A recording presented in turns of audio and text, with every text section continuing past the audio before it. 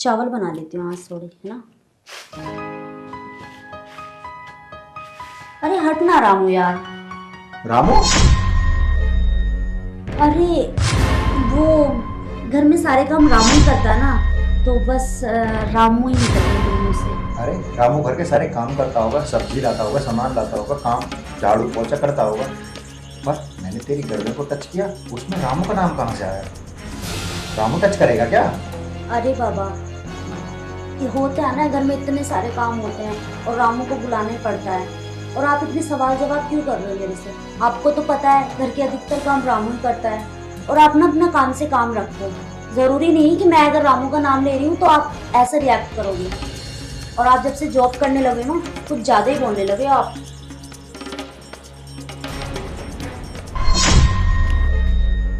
रामू को कॉल करो।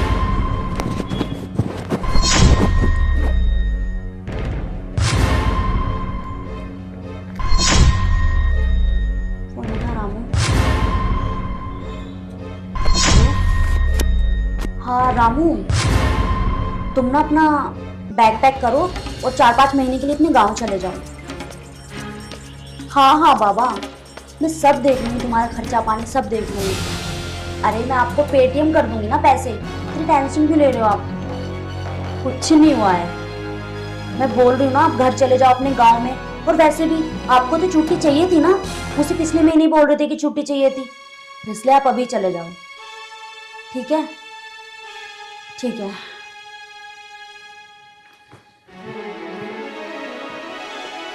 अरे क्या हुआ? अरे क्या हुआ? आप तो ऑफिस जाने वाले थे ना, ऑफिस नहीं गए?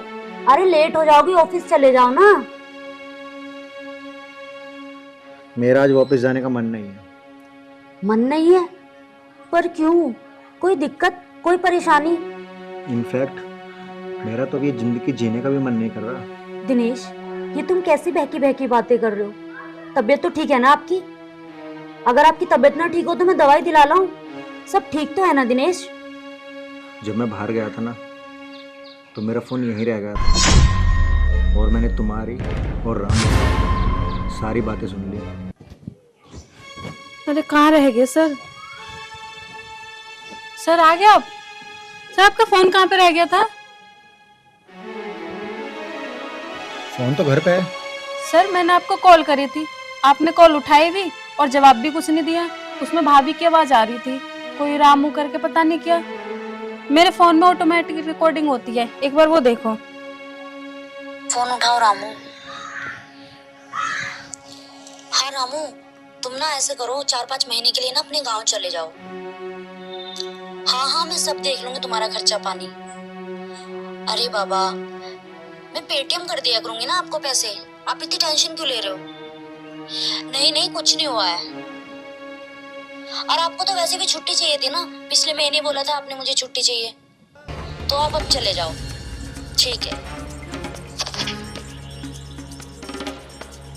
मुझे मेरी बीबी और रामू पे पूरा शक था, जो आज यकीन में बदल गया। मेरी बीबी का और रामू का अफेयर है। देखो देखो, आप मेरी बात सुनो। आपको पता है मुझे अपनी गलती का एहसास है, और आपने सुना भी होगा ना कि मैंने रामू को फोन करके बोल दिया कि वो यहाँ से चला जाए। हो गई मुझसे गलती, मुझे है अपनी गलती रियलाइज, बट आप ऐसे मत बैठो। और वैसे भी हमारी तो शादीशुदा लाइफ खराब हो जाएगी ना। शादीशुदा लाइफ? अरे ये तो तुझे पहले सोचना चाहिए था ना। अब कुछ नहीं हो सकता। लेकिन दिनेश, आप तो मुझसे ये कहा करते थे ना कि मैं तुझसे बहुत प्यार करता हूँ और कभी नहीं छोड़ूंगा तुझे। बस थोड़ा सा बहक गई थी मैं, और बहकी भी क्या थी मैं, थोड़ा सा आपके पास टाइम नहीं था, आप ऑफिस में बिजी रहने लग गए थे, इसलिए मैंने रामू के साथ में ये संबंध बनाए। पर मुझे नहीं पता था कि इस संबंध के बनाने से हमारे संबंध टूट जाएंगे। दिनेश प्लीज मुझे माफ कर दो, मुझसे बहुत बड़ी गलती हो गई है, आगे से ऐसा कुछ भी नहीं होगा दिनेश। देखो दिनेश, दिनेश। अब कुछ नहीं हो सकता दिव्या, अब बहुत देर हो चुकी है। अब मैं तुझे डिवोर्स दूंगा। डिवोर्स? नहीं नहीं दिनेश, ये आप क्या कह रहे हो? मेरी पहली गलती माफ कर दो आप। और मैंने बोला ना आपसे कि मैं ऐसा कुछ भी नहीं करूंगी। आप मुझे डिवोर्स देने की बात करते हो, और ये बात अगर मम्मी पापा को पता चलेंगी तो क्या सोचेंगे वो हमारे बारे में। दिनेश प्लीज ऐसा मत करो दिनेश। तुम बहकी नहीं हो, तुमने सब अपनी मर्जी से किया था। और वैसे भी तुम छोटी बच्ची नहीं हो जो कि तुम्हें बहला फुसला के अपनी बातों में ले आएगा। दिनेश प्लीज ऐसा मत करो ना, हमारे रिश्ते को ऐसे खराब मत करो प्लीज दिनेश। नहीं, अब बहुत देर हो गई है। डिवोर्स के पेपर तुम्हारे पास आ जाएंगे। ये मैंने क्या कर दिया, अपने ही घर में खुद ही आग लगा ली। एक बार दिनेश के बारे में तो सोचा होता कि दिनेश को पता चलेगा तो क्या होगा। भगवान मुझे कभी माफ नहीं करेगा।